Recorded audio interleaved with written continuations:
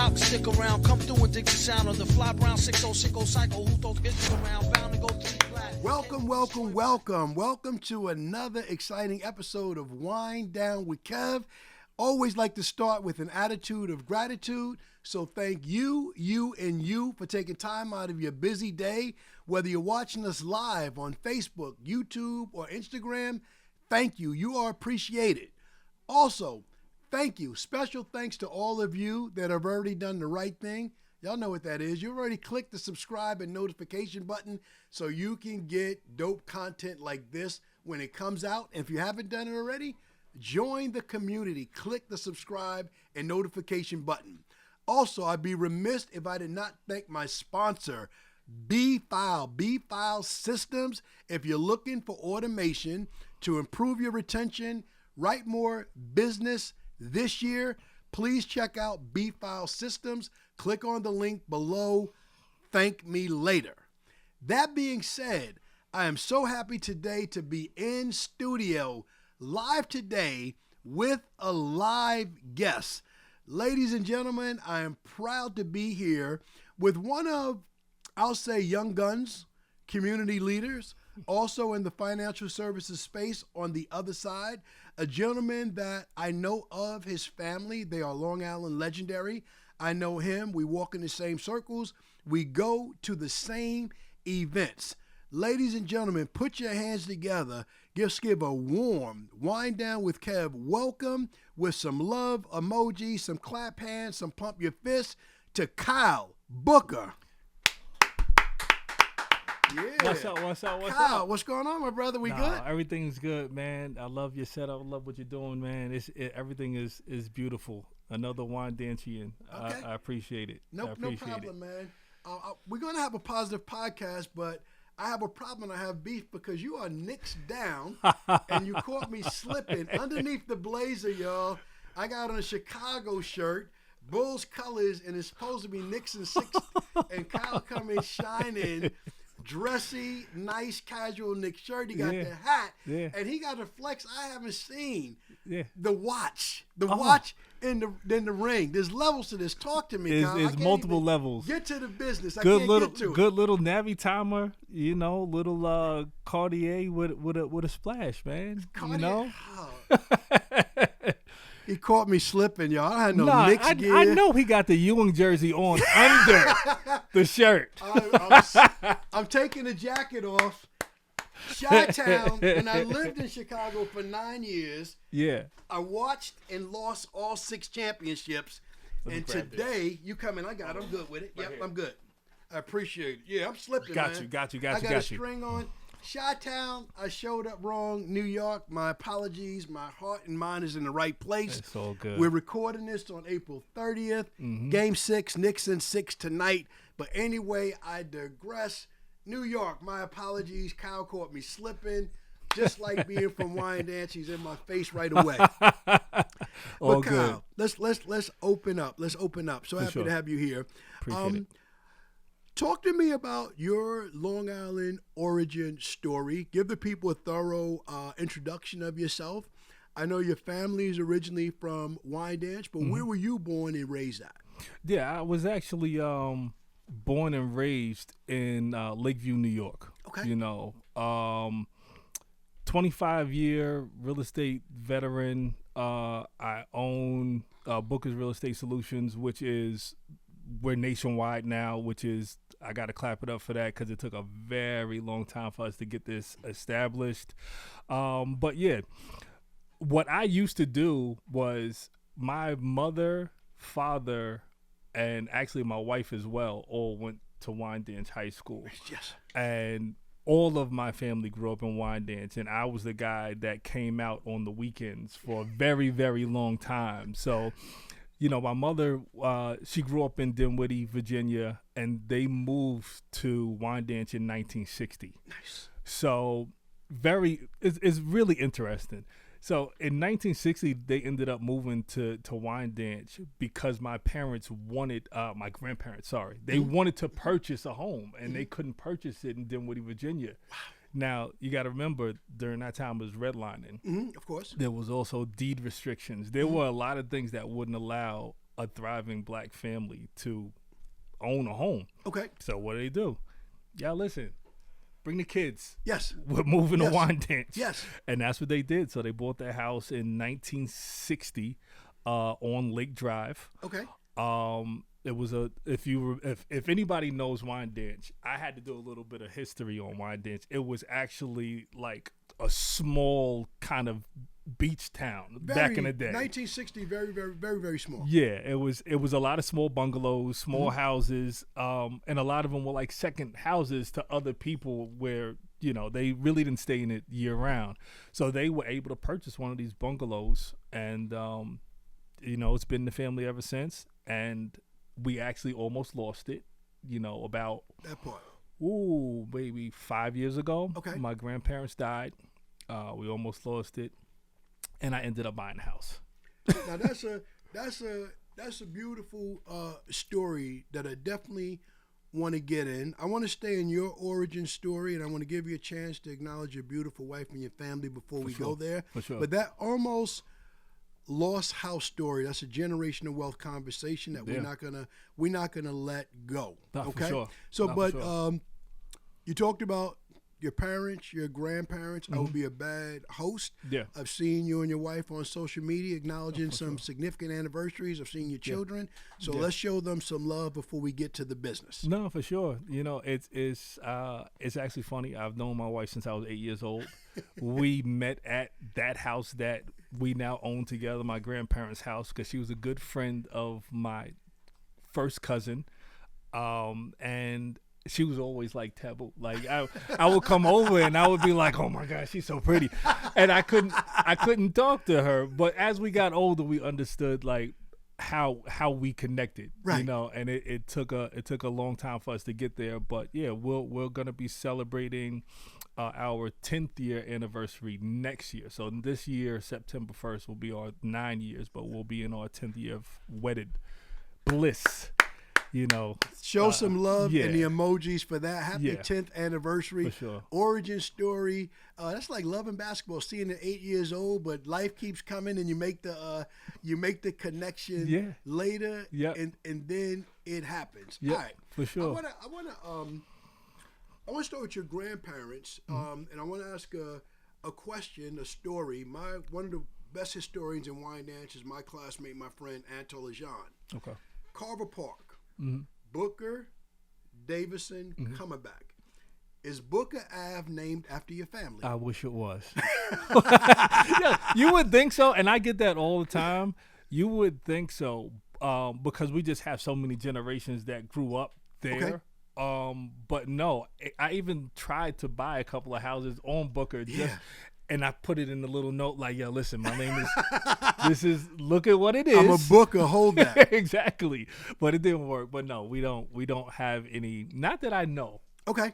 We don't have any ownership of that area or any reason that they called it Booker. Okay. Yeah, my understanding was, and maybe it's the Davisons and the Cumberbatch. I know the Davison family. I know what they owned across the street, the big construction place. For sure. But back to you, from growing up, your family's legacy story, fast forward to, let's call it, the corner. Now, let's not go there yet.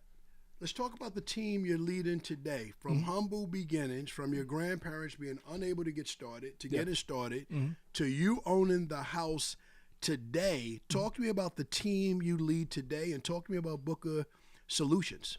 So Booker's Real Estate Solutions basically came out of a point of desperation. It was, I wasn't able to do what I wanted to do and serve the people I wanted to serve. So just so you know, when I first started 20-something years ago, I started really heavy in Harlem. Okay. And actually, Jeff Canada was one of the people that Shout brought out to me out Jeff there. Canada. Shout out Wyandanch's own, our finest, our most achieved citizen that we have. Yeah. What's up, Jeff? Yeah. So Jeff actually, I was working with Jeff out there with Harlem Children's Zone, as kind of like a real estate concierge, kind of talking to different talking points about real estate with the kids. So my father actually played basketball with Jeff Canada at Wyandanch, and that's how they got together. And my pops just was like, yo, listen, if he's asking you to go. Then go, you know? yeah. So I spent about 8 years in Harlem, and that's when I really started getting into real estate and understanding what I wanted to do. And the bigger companies didn't allow me to do that, which was really grassroots work. That's what I wanted to do. All right, so let's stay in Harlem for a second. Yeah. The year is the early 2000s. Mm-hmm. Yeah. All right. At that time, Harlem wasn't what Harlem is today. Not even close. The central pivotal thing that changed the real estate values, correct me if I'm wrong, is when Clinton left office and he put his office on 125th Street. Yep. It went from the place that we used to go to shop at for all of the fresh stuff. When we was living in Chicago, we'd always go to 125th to shop. But once Clinton came there, the whole thing gentrified. Changed. So now you have the value shot through the roof. For sure. Those 126th Street buildings they couldn't give away, but now you have Whole Foods, you have Magic Johnson theaters. Yes. It's a whole thing. Were you there during that transition? I was there. I was there throughout that transition. I remember his office. It was a big thing. His office was on Adam Clayton Powell and 125th Street. And that was like I would have to go that way to get home. Like I would walk past his office every day. And it was a quick change. Like it was a very acute change to the point where, I was probably out there for maybe a year before that had happened. And it was easy to go back and forth and kind of move around how you wanted to move. But once his office was there, it was heavy security, 125th all the way down, Lenox, Adam Clayton Powell, and you couldn't really move around. Funny story, really quick. So I worked on 128th and Lenox. Okay. And I would that was like my area, kind of just moving around and doing a lot of work. And I remember I got off of work really late one night. It was probably like 9, 10 o'clock at night. Okay. And I'm walking around, and this is all news is gone and media is gone and, security is not really heightened right there. Okay. So I'm sitting there and I'm like, damn, I don't have any money. I got to go to the ATM. Okay. So the ATM was across the street from his office on Adam Clayton Powell's at Chase Bank. And I go to the Chase Bank. I'm getting the money out. And I don't know. It was probably like $100, something, nothing too crazy. So I'm getting the money out really quick. I put it in my pocket. I turn around, and it's Cameron and Freaky Zeke. Are you serious? Sitting at the window. Wow. But I didn't know who they were at the time. Killer they were Cam. just banging on the window, and I'm like, not getting not me, not here, not tonight. So I ended up walking out, and then as I got closer to the window, I recognized like, oh, okay, that's Cam and Freaky. They wilding right now. So I guess there was like a party or something, because it was like a Friday night. So it was like a party or something. That's when the skate key and all that was still rocking a little bit. Oh yeah. So yeah, they shocked me, but yeah. So That's I digress though. That's Harlem. All right, we're gonna. Yeah. I'm going to throw some landmarks out in Harlem, then we're going to get back to the business. For sure. If you ever visit New York on 125th Street, there's certain landmarks. Let's start with Jeffrey Canada. Harlem Children's Zone is right there. Clap it up for Let's him. go up the street to the Apollo Theater, live at the Apollo, and let's walk a little bit further down to Magic Johnson's theaters, and maybe we turn the corner, maybe we stop in Sylvia's, or we walk a few blocks and we go to Amy Ruth's. What did I miss? What would you recommend to anybody coming to New York in this nationwide audience, if they want to pop up to 125th, what would you have them visit? What did I miss? Honestly, my spot was always a little bit further up. It was 20 blocks up. It was 155th and Riverside. Okay. When I say you get amazing views of the water and just walking, I a little cheat sheet. I used to live on 155th and Broadway, and I would walk from Broadway over to Riverside, and I would walk on Riverside all the way down to 72nd Street. And that was like my Saturday thing. I would walk my dog and just run or whatever have you. But it was like an off the beaten path that a lot of people didn't understand was there. You got the view of the water. Yep. Everything is Everything, there. You got Jersey you is got there. the park. You're looking across that New Jersey. Yep. That's a beautiful walk. Yep. And That's an affordable date. Yeah, it was. It was very affordable. It was very affordable. You got to remember, I was in my 20s when I lived out there. So yes, very, very affordable. And listen, it was good. Like we would go downtown, which we would call downtown, which was like south of 125th Street. Mm-hmm. We would do that often, but staying between probably 120th and 155th. Going up to 158th was that was That's like it. my zone. Yeah, That was my zone. Yeah. For sure. And we didn't even go to Rucker Park, but we're not going to go there. All right? Yeah. Let's talk about. Well, I'm a ball player too, so Okay. I did not know. I'm not going to jump the ball conversation. Yeah. Did you play in Rucker Park, and did you play in did other not. legendary pickup? I played some legendary pickup ball, but it was actually indoors. They used to have a lot of boys and girls clubs that we would play at. Man, I always forget this young man's name. He was an actor. He played 50. Did he play 50 Cent? He played in one of those Get Rich or Die Trying movies, but he was the little kid in the 50 Cent Get Rich or Die Trying movie, and he played in some other major roles. I'll remember his name later, but I played pickup ball with him quite often. Okay. For him to be 5'1", he was amazing. Had game. You can always find, that's what New York City, the street ball. Yeah. Let's come back to the island for a second. For sure. The first time you got my attention, you had, and you still have, when you first get off exit 36 North and come into Wyandanch, you've got this amazing billboard, the first thing you see in town. Yeah. And what I understand, I had my assistant Claude do some research on you. This I didn't know. You taught the corner classes. I did. Let's talk about that. So in 2017, I remember distinctly, the summer of 2017, because my son was born April 9th, 2017, and I just felt like a real strong move for me to do something inside of, like, and it was for no pay at all, right? So we set up on Straight Path and Lake Drive, but it was actually, that's not Lake. It is Lake, but it turns into something else. But we'll just say at the old Pete's Deli. Straight Path in Jefferson, intersection of Mount Avenue. It's a parking lot now. Yeah, gotcha. And it's a parking lot. And I just felt the need to go somewhere and just kind of talk to people in passing how they felt about real estate, because I felt the change that was coming. I said to my wife, I said, yo, I see how they're starting to build up these, the train station. I see how they're starting to build up, they were in talks to doing the sewers over, everything was, the infrastructure was coming. See, so what I like about that is you lived it in Harlem and you foresaw it coming, and you get led to go to the corner to start having conversations about real estate. Yeah.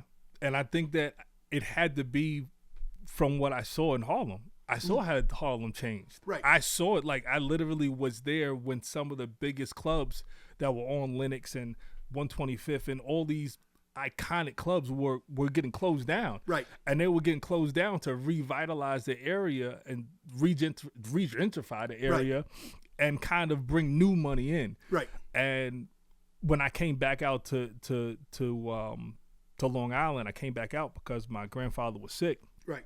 And I ended up living on Jefferson first. We owned the house on Jefferson first. And, I just saw, what was happening. Yeah. And I was like, yo, this is like the same thing that Harlem. Sometimes you see a pattern that's obvious and you got to do it. Yeah. You start the corner classes. There's a lot going on Straight Path. And for my national audience, we call Straight Path, but the formal name is Dr. Martin Luther King Boulevard. For sure. In any community in America, if there's a street named Dr. Martin Luther King Boulevard, unfortunately, is probably the most violent street in the country, probably with the worst activity in the country. But you take it right there to the corner, and anybody passing through that corner, they're not looking for real estate. So how did they receive those? How did they receive those conversations? We had some great conversations, bro. Let's talk about it. We're talking about from alcoholics, crackheads, we will talk just in general, the people, and the reason why I wanted to do that because I saw the nomadic type of life that some people lived, and they use that kind of walkway to get from what we call the sticks, up to straight path to where everything was kind of going. So that was very strategic. I wanted to be there, and I wanted to see those people, and I wanted to have that conversation. And the reason I wanted to have that conversation was I just believe that even the worst person or the most probably non-connected person is going to repeat what you're going to say to them in some type of way. So they could be getting high or whatever have you, but they're going, this guy is over there. He's talking about real estate and da-da-da. And it kind of ballooned from there to where now I was starting to meet different people and starting to have these different conversations. And that actually brought me to Spin the Yard. Okay. And then I started doing stuff at Spin the Yard, and Spin the Yard brought me up the block to where my billboard is, where I met Jeff. And Jeff, shout out to Jeff, he's a great guy. Shout out to Jeff Garrett. Yeah, great guy. And he, we sparked the conversation. I was like, I want to do something that's impactful. And I said, what do you mind? Would you mind if I put this billboard? And he was like, go for it. And so that's that small little thing. But it transpires from you being led to do something that nobody else is doing. Yeah. I have nothing to add to a takeaway from that story because nobody had ever done it before. Nobody's doing it again. Right now, that same corner is a landmark. That's where we put the sign for Darrell Chill Mitchell, Wyandanch's own. Yeah. All right. And it's going to be the ambulance corps. That's what's coming in? Yes. Well, you know what the beautiful about the connectivity is Darrell, we gave away the turkeys for Thanksgiving, but he served in the ambulance corps. That's awesome. So to have that place there with his name in the front, and we did that with the town, no matter what was coming there, they were going to maintain the integrity for him and Ra's signs. But that's just another story for another day. Yeah, amazing. So my assistant, Claude, when he checked you out, he said they call you the positivity pusher. What's that all about? I think that you could bring positive vibes or positive energy from wherever you go. I just really feel like that in the worst situations, and I've been in a lot of precarious situations from living where I was not familiar in Harlem. I had to meet a lot of different people. I had to go through a lot of different scenarios, and I always felt like as long as I come with a smile, and it's kind of like peace. Everybody that knows me, everybody that knows me knows the first thing you're gonna see from me is peace and a smile. Right. Yo, peace. Right. Yo, peace. Right. Straight up. Peace. Yeah. Yo, and it's I just always kind of took that to wherever I am, wherever I sit my feet and I plant myself. It's always positive, and it's always you're gonna get a smile. Bless today the gospel of peace. You're just spreading it wherever you are. That's a beautiful vibe. That's a fact. That's how you build community everywhere. You being born and raised in Lakeview, but in Wyandanch on the weekends, community is important to build it. Harlem, never seen anything like it. Back home, it's real different the way you move and what you put together. Yeah. Talk to me about real estate in the game. 25, 26 years. What sparked your interest? How'd you get into it? Honestly, I didn't want to be in it. It was funny because when I first went, so I went to school. I went to Nassau Community. Shout out to anyone that went to Nassau Community. I was there last weekend. That's a big campus. Huge campus. I was lost for 15 minutes. They had to speak there last Saturday. Huge. But a lot of people they don't pay attention to how important Nassau is to kind of molding a lot of kids that might not be your last stop, but it's usually a lot of people's first stop to figure out what they want to do. Right. So I went there, and I did a little hustling on the side or whatever have you. So I made a little bit of money. And one of my friends, he was studying for the series 7 series. Yeah. He's studying to be a stockbroker. Okay, excellent. So his office, Series 7. So his office was right next to the campus. Okay. So everybody knows when you're studying, you don't have any money. No. But he knew I hustled a little bit. You know what I'm saying? So he would call me, yo, what's going on? Yo, can I just borrow $100 till next week? Great friend of mine. So I'll come up there, drop off the money. So one day I'm dropping the money off, and instead of hitting up, I hit down.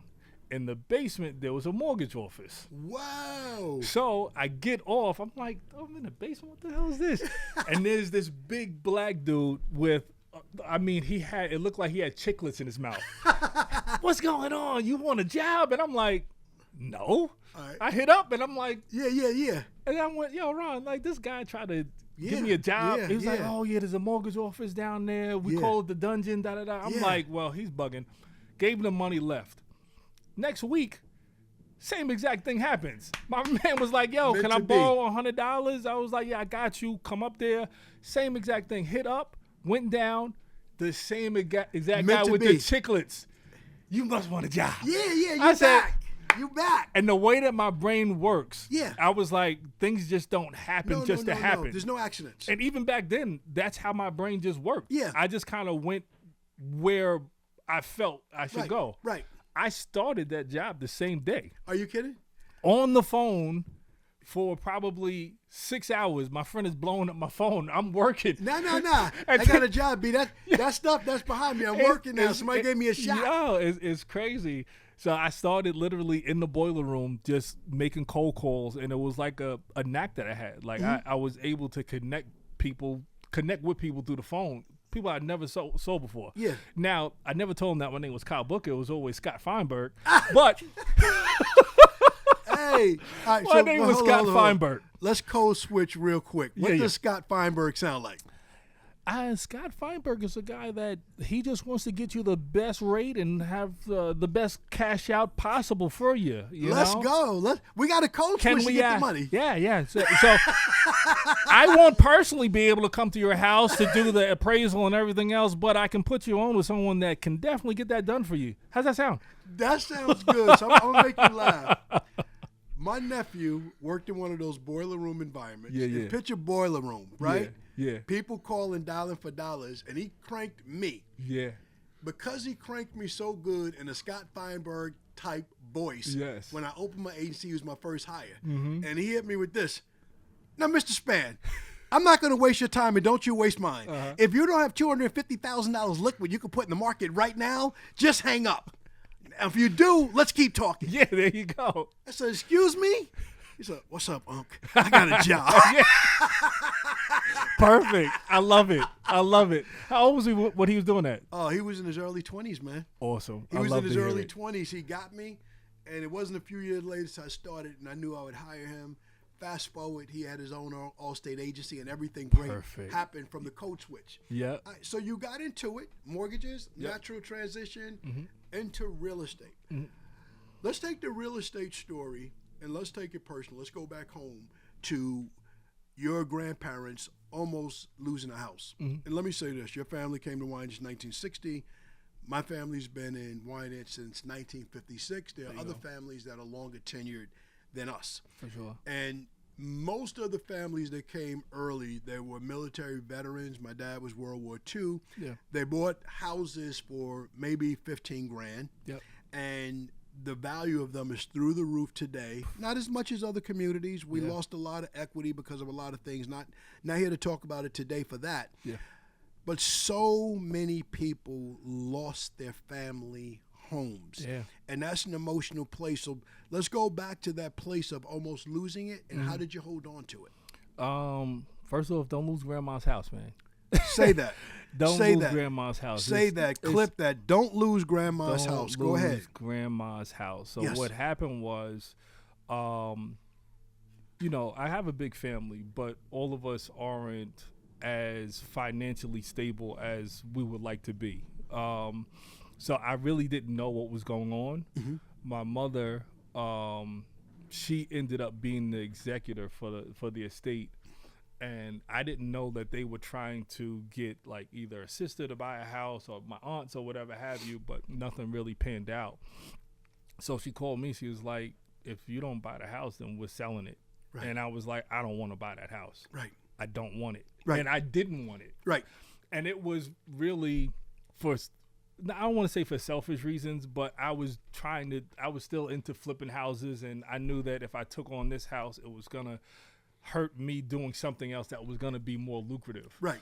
So fast forward, once my mother said, yo, listen, we're going to put this house on the market, she knew that was twisting my arm. Right. You know, yeah, she knew it was twisting my arm because I knew the history of the house. Right. I had 7 aunts that grew up in that house. Wow. I myself grew up in that house. Right. Every Christmas was at that house. Right. Every Thanksgiving was at Right. that house. And this is before it got expanded. If you see Right. the house now, you know, it's expanded. But this was when it was a super small house. I had Right. pictures that I was a baby in my mother's arms at that house. So she knew where to hit me. She was Right. like, well, I'm going to have to sell it. She knew I was Right. going to buy the house. I was like, all right, figure out what you guys want for it. I'll pay for it. Because it was basically the house was paid off, but the taxes were there. So Right. the taxes were the ones that were in arrears, and that's where the threat came That's from. where we get caught. Yeah, that's where the threat came. So the house was paid off, but the threat was with the taxes. No one was paying the taxes. So I had to catch the taxes up. The house was in horrible disrepair. Ended up buying the house cash and then put another $200,000 into it, and now it's what it is. Like on Lake Drive, it's one of the bigger, nicer houses that are there, and my family still lives there. I love it. I love it. I love it. Okay, so let's get into some real estate and mortgage education. You and I had a sidebar conversation about this only because some things I'm going through in my house, my family house. Right. What is the type of loan that someone can get to buy the house for whatever it needs to be buy for to stay in the family, and they can also borrow additional money so they can repair it? Yeah, so you're gonna do one of two things. You're gonna either have a FHA 203K loan, which that's kind of like the standardized renovation loan. Comes with a lot of rules, or you would do what's called a Fannie Mae home style loan. I like to go Fannie Mae home style because it's conventional. Okay. It's not a FHA loan. There are a lot less rules to go by. You get a better appraised kind of value from a Fannie Mae home style loan. But those are the two loans. And then what's even better is you can put that with a down payment assistance program to where now you are getting in the house with no money down, and then on top of that you're financing, let's say $150,000 to fix up the house and your closing costs. All right, so I'm gonna use one of my timeouts. You got on all your Knicks gear, so I'm gonna take it like a ball game. Use my timeout. There you go. I follow everything that you said, but one thing jumped out. You said getting a house with no money down. Yeah. Kyle, you know this. People watching this, you know this. People are paying more money in rent than it is for a mortgage.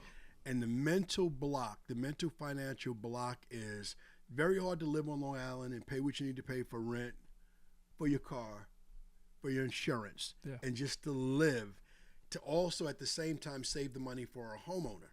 So please, I'd be remiss if we didn't take the last few minutes for you to expand on the down payment assistance program. Yeah. Who's it for? Who does it qualify for? And first, and then I'll take the next step. Yeah, no, for sure. So there's a few down payment assistance programs. You have one very popular one in Long Island from LIHP, Long Island Housing Partners. And then you have a Sony Mae that also gives down payment assistance. Those are the two in New York that are very unique. And they're unique because you can actually get into them with a minimum FICO score of 620. Okay. Very important caveat that a lot of people don't know. Anywhere in this country, if you want a down payment assistance program, you want down payment assistance, and like LIHP is just that area or that company that is in our area that provides that down payment assistance. I have a good idea what the acronym is for, but share it with the audience. What is LIHP? Long Island Housing Partners. Okay. Yeah. So Long Island Housing Partners is a very small company that just gives down payment assistance. It's in certain different areas, times. I can't tell you the times. I can't tell the areas. I don't know when they start, when they finish. I always just check into them. So in order for you to get these down payment funds, you have to have a certification course. Certification course is usually anywhere between an hour to 8 hours. And generally, so you have someone that is connected to HUD. that is a HUD housing specialist. Okay. And you go through them, they'll give you the certification, and then you can apply for a down payment assistance program. Okay. A lot of people don't understand that. They're just like, oh, they got free money? No, you got to jump through this one hoop first. So what I like about what you're saying is there's some education. That's all I do, bro. The certification is education, so Yes. you know what this home ownership thing is, because here's some of the conversations not happening in our community, in every community in America. It transcends, every neighborhood changes, but the conversation's the same. Some people think, you said the grandmother's home was paid off, but there was taxes. Yes. Well, some people think young children, nieces, nephews, 20s, 30s, 40s, think that we're good. They don't know about taxes, especially on Long Island and a lot of places. Nassau, Suffolk County, some of the highest tax in the country. Yeah. So there's that, Yes, right? So for sure. there's that piece that has to be paid. So there's nothing for free. And then there's this other little thing that requires the lights to be on and gas. And although the house is paid for, none of that gets done for free. Yes. So you've taken that from the corner class, the positivity pusher. One of the things we said offline before we got on the podcast, you said you feel like you're really in the right place with the right team right now. Talk about your team that you're leading right now, on serving on, how many people, what's involved. Yeah, so recently the way that I was able to get licensed in 50 states was me strategically partnering with the right people. And my nationwide partner for real estate sales, because I'm a broker as well, so I sell houses, is Keller Williams. Outstanding. So Keller Williams allows me to, if I'm speaking to someone in Mississippi, they can say, hey, well, we've been looking to purchase this house. If I'm speaking to someone in Virginia, if I'm speaking to someone in California, Alaska, doesn't matter. Okay, so I'm going to use my second time out. We got time on the clock. For sure. A lot of people in New York are looking south. They're looking Texas. I love Texas. Love Texas. Shout out to Houston, man. Nobody's talking about Tennessee. Yep, Bart, I'm putting you on blast. Nashville is next level. You better think about Tennessee. Is it? Yep. Oh, Nice. I didn't know. Nashville I didn't know. is one of the best kept secrets in the country. I don't Nice. travel without looking around while I may go to speak or for business. Yeah. I'm always looking at the houses. Of course, South Carolina. But most Yeah. New Yorkers Yeah. are thinking about after retirement not paying the taxes. So anybody that has that thought can work with you. That's a fact. And that, I honestly, I thought about that because I was in 2022, 23, I was doing a lot of loans in Long Island, and I was seeing, well, both doing the loans and I was also selling the houses. So I was acting as a dual agent, and a lot of my clients, they're on average, they were paying about $5,000, $5,500 a month. Yeah. For a total mortgage, principal, interest, tax, insurance. Yes. This is before the electric. This is before, your need to have things to live, like Yes. eating. Yes. We like to eat. That whole Cosby Show exercise where he goes through the With money Theo? with Theo. He said, "You haven't eaten yet. You haven't eaten yet." Exactly. So we like to eat. But here's the thing. I started to notice, like, these people they're struggling. Like, they're struggling. And it was to the point where I was doing a lot of co-borrowers and co-signers and, rent out this part of your basement or rent out this room or whatever have you, to where I finally got it in my head. I'm like, yo, everybody can't stay in Long Island. Some people might have jobs that will transfer them to South Carolina, Tennessee, Virginia. I have one right now that's in Maryland, know, and people are coming from New York and they're saying, yo, might be a little bit too expensive. Yeah. I can't afford a $600,000 house. Yeah. So they go $280,000, $300,000, and they're comfortable in other places. So that's where it came from. Yeah. Yeah. It's a beautiful thing. All right. Let's begin to land the plane. I think we touched on a lot of things. Your financial education, just this conversation, we could have spent this whole time talking about Nixon 6 and it would be easy. That's a fact. Love it. We talk about that easy. We don't have these hard conversations within families. Yeah. I'm going to say something. I want you to react to it. Next big holiday coming up, 2 of them coming up in the month of May. Mother's Day and Memorial Day.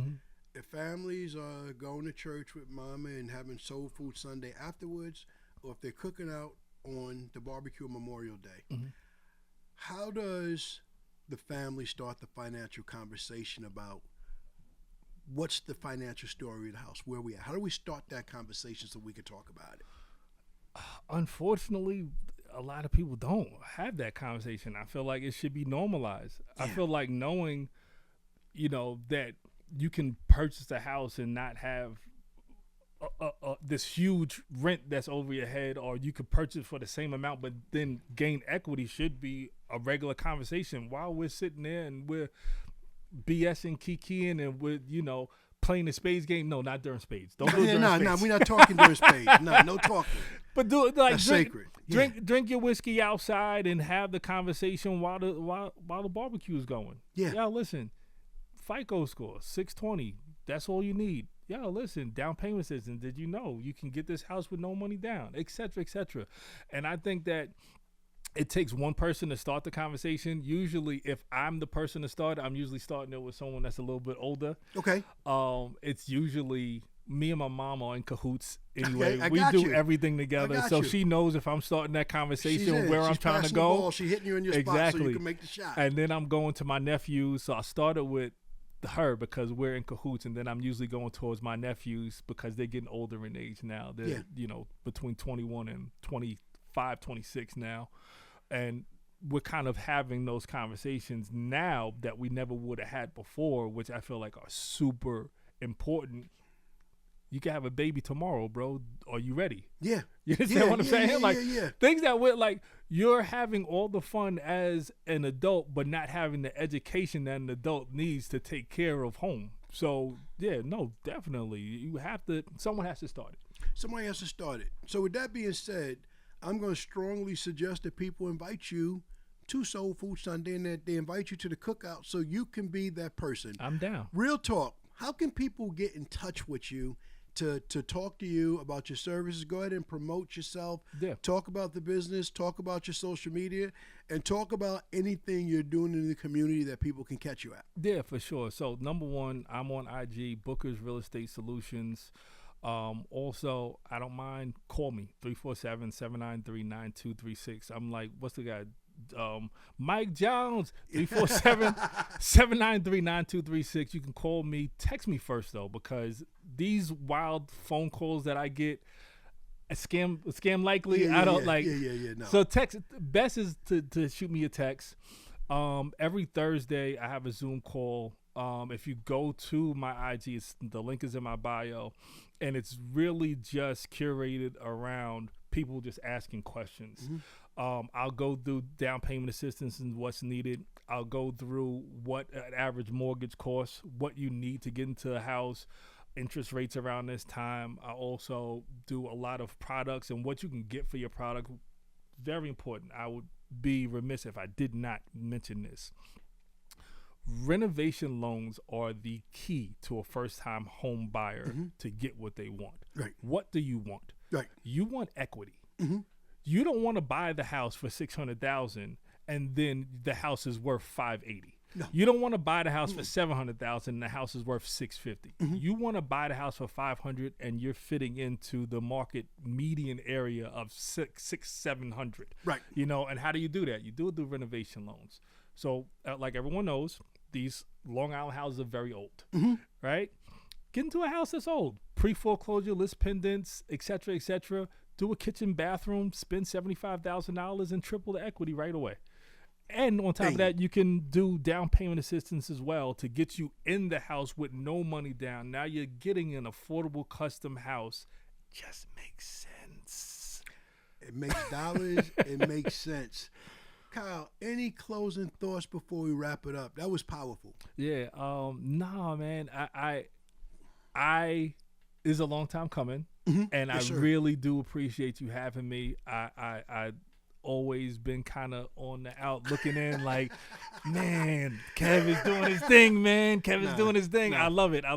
But I feel like it's really important just to kind of definitely key in on those hard conversations, like you were saying, which are financial conversations. Don't be afraid to ask the questions. Don't be afraid to bring it up. If you are broke or hungry, but we say it like an old school way: closed mouths don't get fed. Yes. Right. Yes. So ask the hard questions.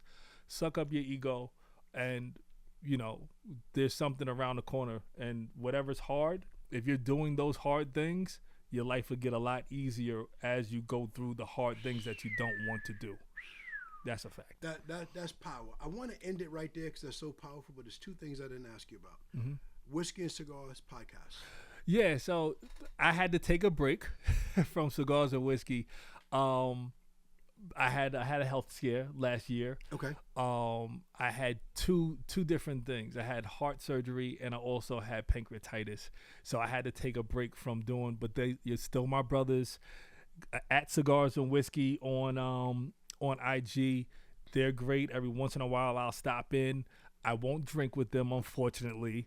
I won't have a cigar with them, but I will crack a bunch of jokes. Okay. And that's what it's about. You know what I'm saying? That's what it's about. You can still give to the party. Yeah, exactly. Your health scare. Health is wealth. You're a young man that had a health scare. What would you say to the audience about health is wealth and getting checked out? Because you look phenomenal, good height. Thank you. Even basketball weight. If you got 2 minutes of playing time tonight, what would you say about health? Yeah, I mean, what the most important thing I would say is don't wait until it's too late. If you have little things that are ailing you, they're ailing you. Your body's telling you something's going on. I was having severe heart races that lasted 3 days straight. And I just kept on ignoring it. And next thing I knew, my wife is bringing me to the hospital, and I'm on the gurney, and they're having heart surgery. Right. So severe heart races. Yeah. 3 days, not reacting. Yeah. Did it feel like you were playing ball and that you hadn't done anything? You hadn't done any exercise? Or would you just be chilling like we are now, and all of a sudden the heart is beating fast? It would be like this. And I would equate it to anxiety. I thought I had anxiety. Okay. I didn't know I had a heart problem. I thought that I was like in high pressure situations that I couldn't handle. Okay. And once it was going 1, 2, 3 days, I was like, I had to speak to my wife. But she knew. She would see me, and she would always try. But I'm hard headed. Right. I'm just naturally I'm just hard headed. So I would say to her, and finally she sat with me at night, and she was like having her hand on my heart. Yeah. And she was like, "We gotta go. We gotta go." And the doctor said to me right before they performed the procedure, he was like, "How long is this been?" I said 3 days. He said, "Yo, you're at, I think it was 300 something beats per minute," and it was constantly like that. And he said, "Yo, there's a chance that if you would have went to sleep, you weren't waking up." Yeah. And I was like, Kyle, do you mind sharing exactly what it was? Man, I really do forget exactly what it was because I can't remember the technical term. It wasn't blockage. It was something like it was arrhythmia. Yeah. It was arrhythmia. And it was something that they had to go in and kind of cut a certain area off to get the electrical going again on pattern. And I need some wood. Since then, it has not happened, and I thank God.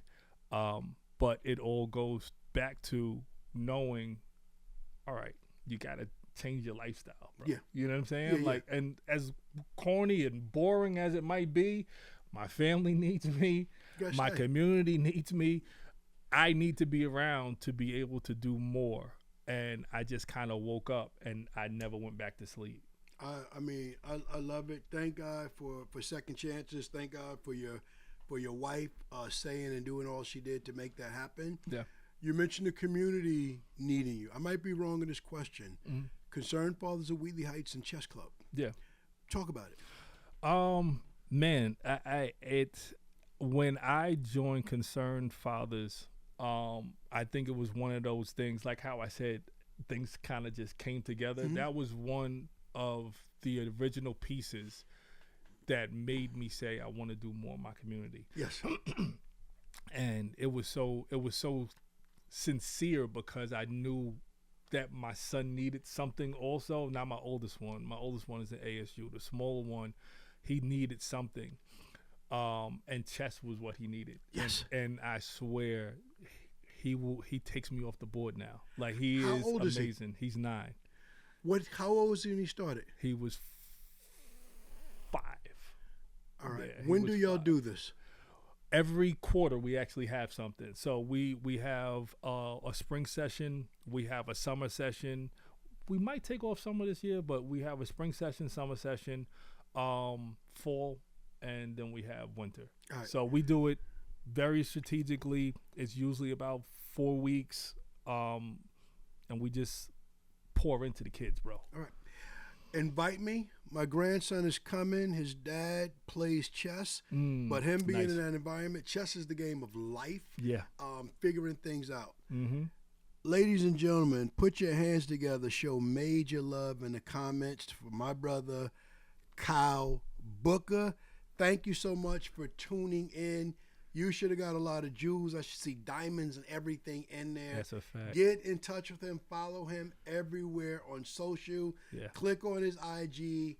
Find his link. Get on his free classes on Thursdays. What time on Thursdays? 7 o'clock. 7 o'clock. And the link is in the bio for the free classes. If you just go to Booker's Real Estate Solutions on IG, link in the bio. I always put it in my stories also every Wednesday and Thursday, so you could just have an easy click. Get on it. Start the conversations Mother's Day. Start the conversation Memorial Day. But let's go ahead and land the plane.